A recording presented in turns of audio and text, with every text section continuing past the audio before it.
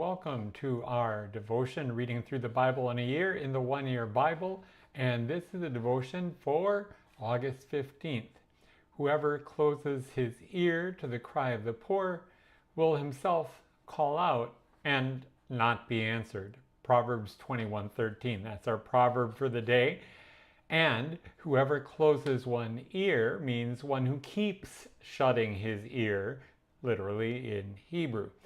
We talked earlier about Proverbs 17:28, and this is the same verb in reference to one lips in Proverbs 17. That proverb says, "Even a fool who keeps silent is considered wise. When he closes his lips, he is deemed intelligent." Well, back to Proverbs 21:13. This is a warning to those who have no mercy. They cannot expect to receive mercy when they might need it. And it is true that a person's fortunes are easily and unexpectedly often reversed. That is something that we can draw from this proverb too, that worldly wealth never lasts, yet this goes beyond mere money, of course.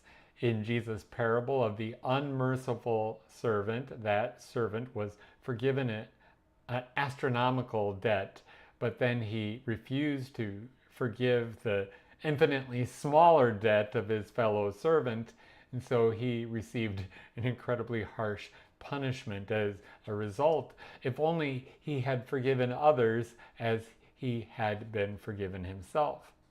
Lack of forgiveness often reveals a lack of faith, for if you truly believe that you have been forgiven, it will motivate you to forgive others. But if you doubt that you are forgiven in Jesus Christ, you will try to boost yourself up by pushing other people down, and you will refuse to offer others mercy that you feel you have been deprived of.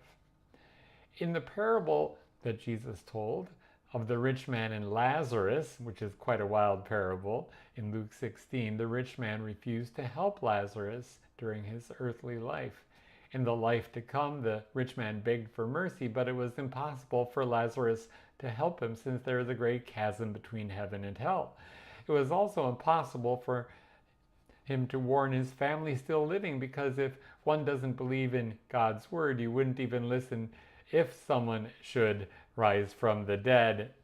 Well, we thank God for Jesus, who has had mercy on us, who was raised from the dead on our behalf and is alive and still speaks powerfully to us in his word.